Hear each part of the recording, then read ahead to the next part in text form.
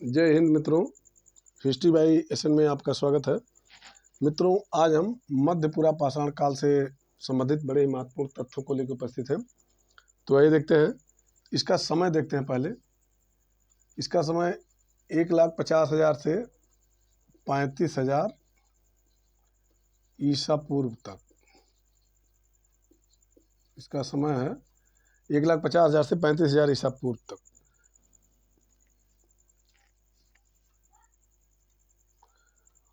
और इसमें देखते हैं मध्यपुरा पाषाण काल को विभिन्न विद्वानों ने, इतिहासकारों ने क्या क्या कहा है। वी.एन. मिश्र ने इसे मध्यपुरा पाषाण काल कहा, मध्यपुरा पाषाण काल कहा। और अगला है एच.डी. संकालिया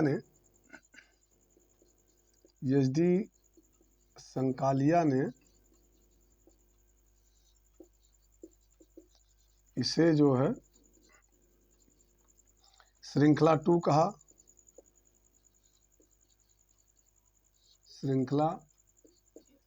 कहा। आगे है के.डी. बनर्जी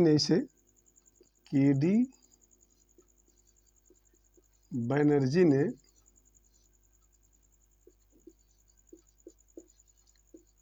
इसे नेवासियन संस्कृत कहा।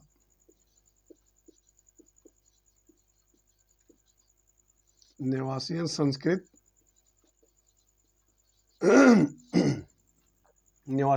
कहा। और जी.सी. महापात्रा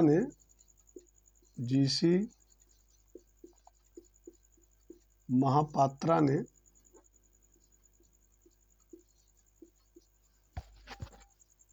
मध्य पाषाण युग कहा।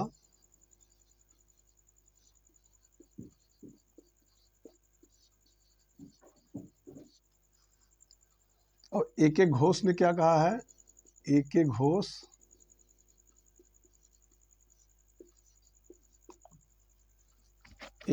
ने सल्क संस्कृत नाम दिया।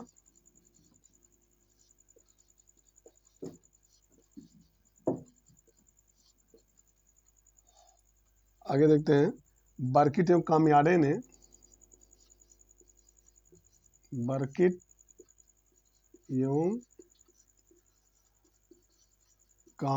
ने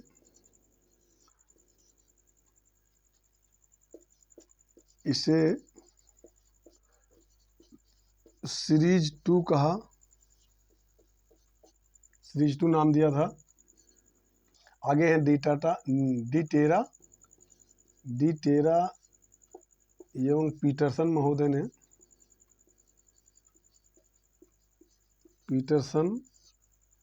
ने इसको आद्य नवपाषाणिक कहा था। आद्य नवपाषाणिक कहा। एच.डी. संकालिया ने इसमें देखते हैं, ये पूछा जा सकता है कि वी.एन. मिश्र ने इसको क्या कहा। इसको मध्यपुरा पाषाण काल कहा। एच.डी. संकालिया ने इसे श्रृंखला 2 कहा। के.डी. बनर्जी ने इसे नेवासियन संस्कृत कहा। जी.सी. महापात्रा ने इसे मध्य पाषाण युग कहा। ए.के. घोष ने इसे सल्क संस्कृत नाम दिया। और बर्किट एवं कामियाड़े ने इसे सीरीज 2 कहा। डी टेरा एवं पीटरसन ने इसे आद्य नवपाषाणिक कहा। एच.डी. संकालिया ने 1955 ईस्वी में सर्वप्रथम मध्यपुरा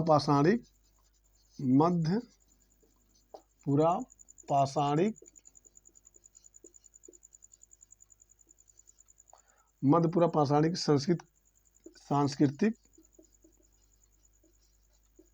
सांस्कृतिक चरण की खोज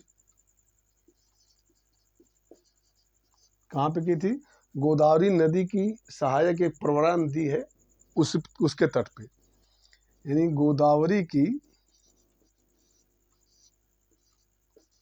गोदावरी की सहायक परवरा नदी घाटी में स्थित नेवासा नामक स्थल से की। नेवासा नामक स्थान से की। ये है। आगे देखते हैं फिर इसका।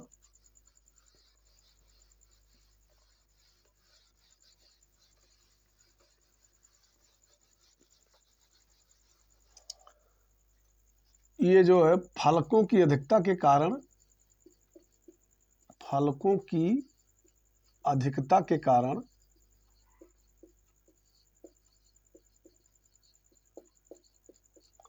इसे फलक संस्कृत भी कहा जाता है। फलकों की अधिकता के कारण इसे फलक संस्कृत का कारण इसे जो है फलक संस्कृत भी कहा जाता है।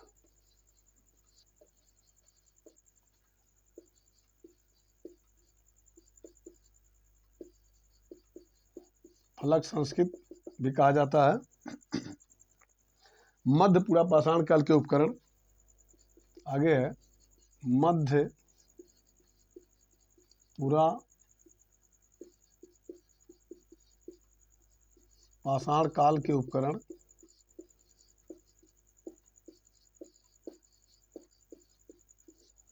मध्यपुरा पाषाण काल के उपकरण पश्चिमी यूरोप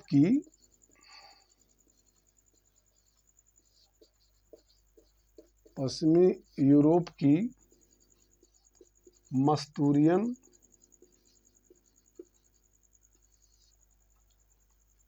संस्कृत में भी प्रचलित थे। मस्तूरियन संस्कृत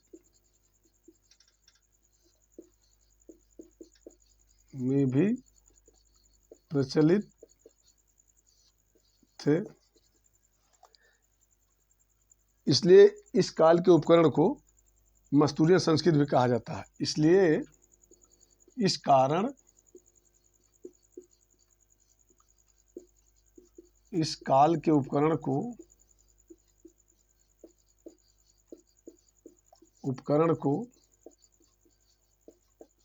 मस्तूरियन संस्कृत भी कहा जाता है।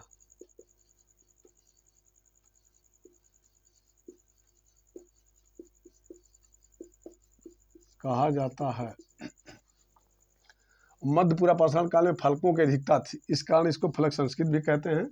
मध्यपुरा पाषाण काल के उपकरण जो थे ये पश्चिमी यूरोप की मस्तूरियन संस्कृत में भी प्रचलित थी। यानी पश्चिमी यूरोप में जो मस्तूरियन संस्कृत थे उसके उपकरण और मध्यपुरा पाषाण काल के उपकरण सेम, दोनों एक थे। इसीलिए जो है इस काल को जो है मस्तूरियन संस्कृत भी, इस उपकरण को जो है ये मस्तूरियन संस्कृत भी कहा जाता है। आगे देखते हैं मध्यपुरा पाषाण काल के देखते हैं मध्यपुरा पाषाण काल के प्रमुख उपकरण। मध्यपुरा पाषाण काल के प्रमुख उपकरण कौन कौन से थे देखते हैं। नंबर 1 फलक, दूसरा है बेधनी, इसे पॉइंट कहते थे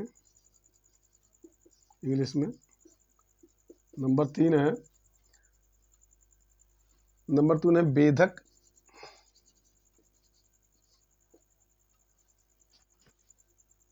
जिसे हम जो है ब्लेड कहते थे। अगला है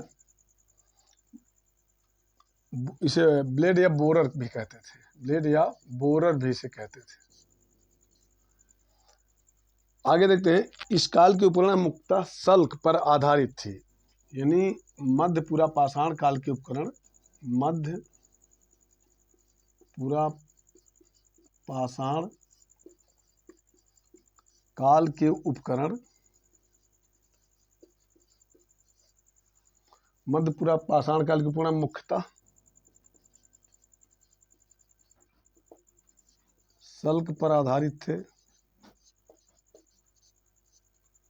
सल्क पर आधारित थे।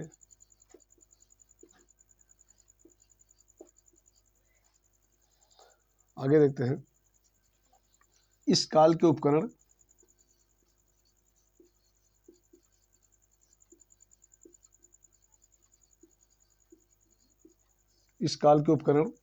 चर्ट जैस्पर और फ्लिंट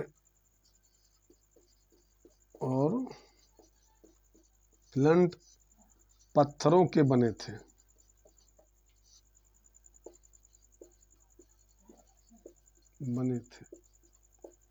ये पूछा जा सकता है कि मध्य पूरा पाषाण काल के प्रमुख उपकरण को जो है मिलाने के लिए दे सकता है। तो ये इसमें नंबर 1 फलक है। फलकों के अधिकता कारण इस काल को फलक संस्कृति भी कहा जाता है।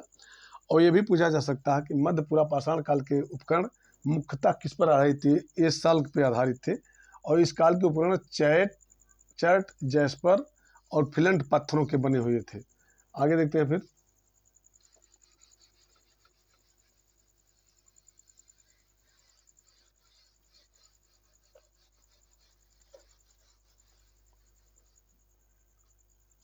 स्थल देखते हैं कहाँ कहाँ से है मध्य पूरा पाषाण काल के स्थल। नेवासा, ये महाराष्ट्र में पड़ता है। अगला है सिंहभूम पलामू,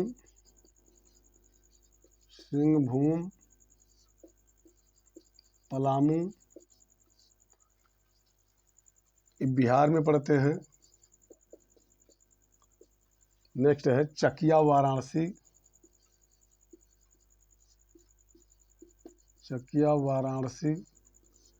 ये उत्तर प्रदेश में है।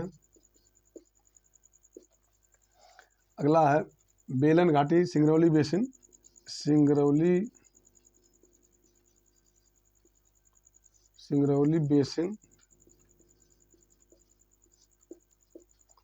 बेलन घाटी, ये उत्तर प्रदेश में स्थित है। आगे है बागन बिराज और कदमली घाटियां। बागन बिराज और कदमली घाटियां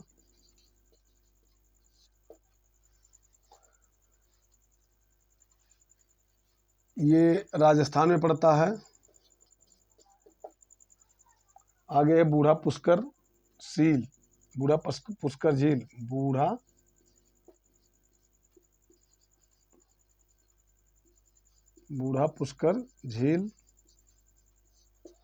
ये कहाँ पड़ता है? ये राजस्थान में पड़ता है। वीएन मिश्र महोदय ने इसको कहा क्या है? वीएन मिश्र महोदय ने उपकरणों के आधार पर इसे लूनी उद्योग की संज्ञा दी है। वीएन मिश्र महोदय ने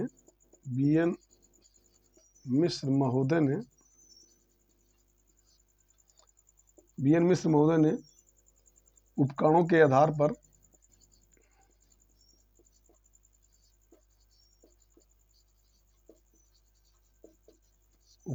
आधार पर इसे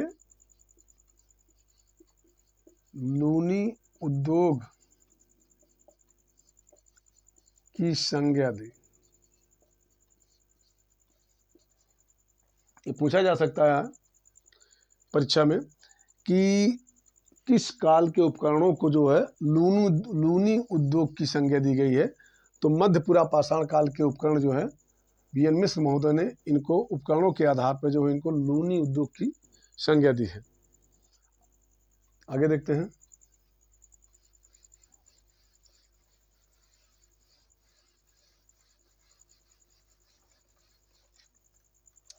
संघावी गुफा एक है। संघावी गुफा पूरा स्थल, ये मध्य पाषाण काल का मध्यपुरा पाषाण काल से संबंधित है। ये पूछा गया है संघावी गुफा स्थल किस काल से संबंधित है, ये पूछा गया है। तो संघावी गुफा स्थल मध्य पूरा पाषाण काल से संबंधित है।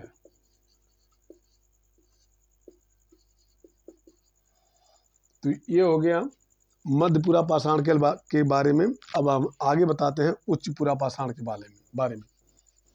तो इसमें देखते हैं उच्चपुरा पाषाण काल। यहाँ पे उच्चपुरा पाषाण काल। तो उच्चपुरा पाषाण काल का समय पहले देखते हैं, कब से कब उसका समय है। समय इसका देखते हैं, इसका समय है 35,000 से लेकर 35,000 से 10,000 ईसा पूर्व तक।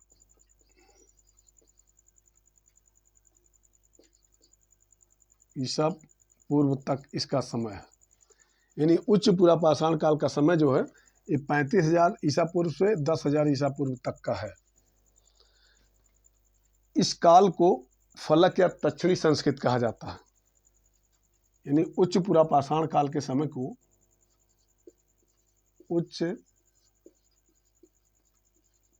पाषाण काल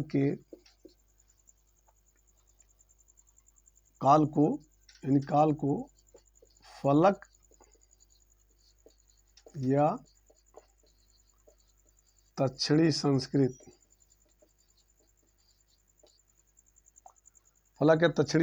कहते थे।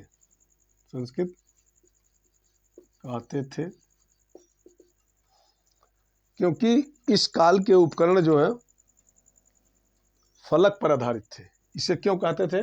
क्योंकि इस काल के उपकरण जो फलक पर आधारित थे, उपकरण जो थे ये फलक पर आधारित थे,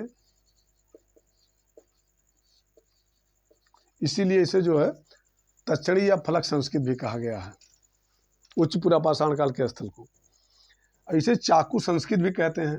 उच्चपुरा पाषाण काल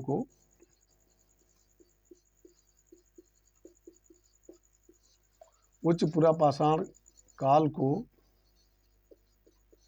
चाकू संस्कृत भी कहते हैं। यह भी पूछा नहीं गया, कभी भी पूछा जा सकता है। कहते हैं, ये पूछा जा सकता है कि चाकू संस्कृत किसको कहते हैं, पाषाण काल के किस काल को जो है चाकू संस्कृत कहते हैं। तो उच्चपुरा पाषाण काल को जो चाकू संस्कृत भी कहते हैं। इसके उपकरण उच्चपुरा पाषाण काल के उपकरण सर्वप्रथम जो है बेलन घाटी से प्राप्त है, जो कि उत्तर प्रदेश में है। इस काल के उपकरण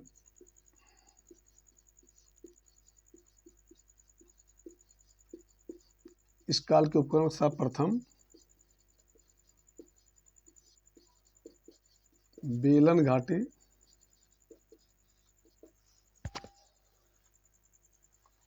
घाटी से मिले हैं। उच्चपुरा पाषाण काल के उपकरण जो है सर्वप्रथम बेलन घाटी से मिले, जो कि उत्तर प्रदेश में है। ये प्रयागराज जिले में पड़ता है। इलाहाबाद पूर्व नाम था।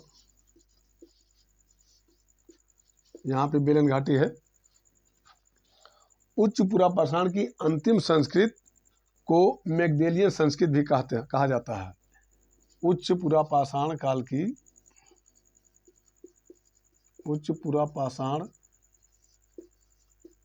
की अंतिम संस्कृत को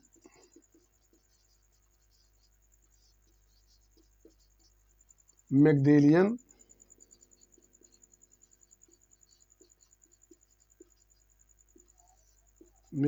संस्कृत भी कहा जाता है। क्यों कहा जाता है? क्योंकि मैगडेलियन नाम फ्रांस की वाइजरे घाटी में स्थित, यानी फ्रांस में एक स्थल था, फ्रांस में एक स्थल था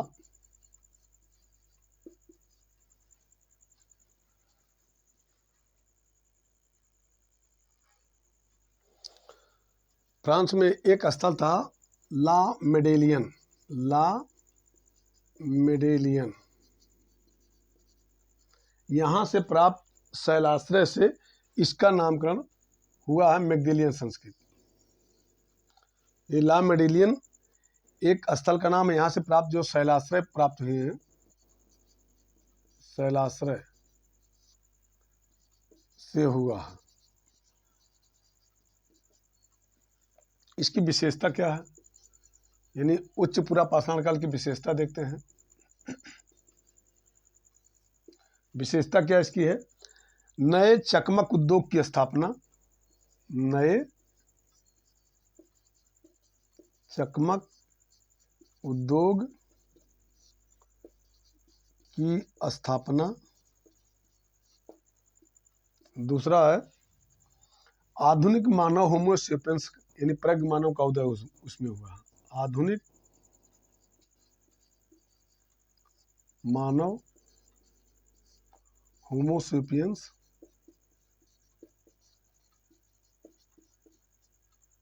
होमो सेपियंस यानी प्रज्ञ मानव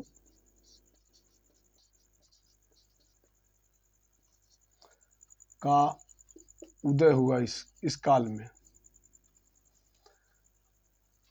और बेलन घाटी जो मिली है, बेलन घाटी, बेलन घाटी के लोहदा नाला से, लोहदा नाला से दुनिया की सबसे प्राचीनतम अस्त निर्मित स्त्री मूर्ति मिली है। लोहदा नाला से दुनिया की सबसे प्राचीन अस्थि मूर्ति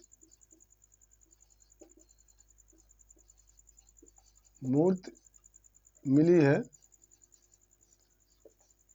जो स्त्री की है। आगे देखते हैं।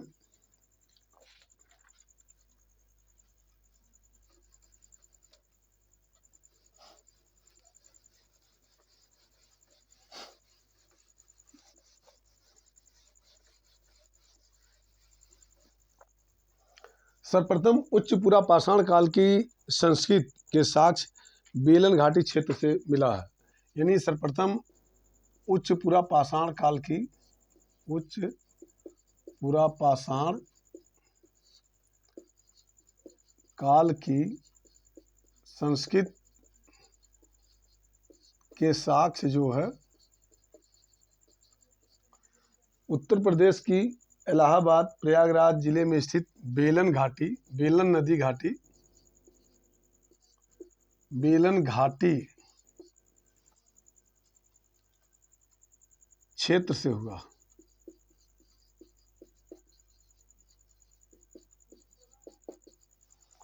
और उच्च, इसमें देखते हैं उच्च पुरा पाषाण काल से हमको एक और साक्ष्य मिला है। यानी शुतुरमुर्ग के अंडे पर, मुर्ग के अंडे पर चित्रकारी का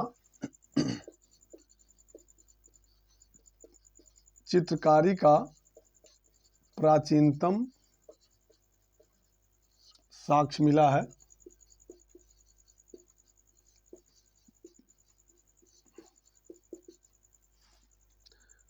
ये कहाँ से मिला है? पाटणे से, जो कि महाराष्ट्र में स्थित है। यहाँ से शुतुरमुर्ग के अंडे पर चित्रकारी का प्राचीनतम साक्ष्य मिला है। कहाँ से? पाटणे से। परीक्षा में पूछा गया है, ये भी मोस्ट है। और शुतुरमुर्ग के छिलके पर, यानी अंडे के छिलके पर, जो शुतुरमुर्ग के अंडे के छिलके पर मनके बनाने का प्रमाण, छिलके से मनके बनाने का प्रमाण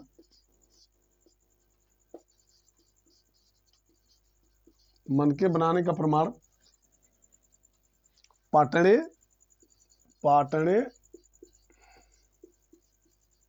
एवं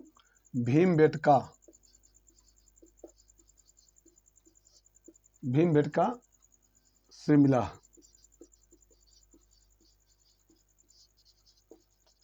धन्यवाद मित्रों, ये तो हो गया उच्च पुरा पाषाण काल।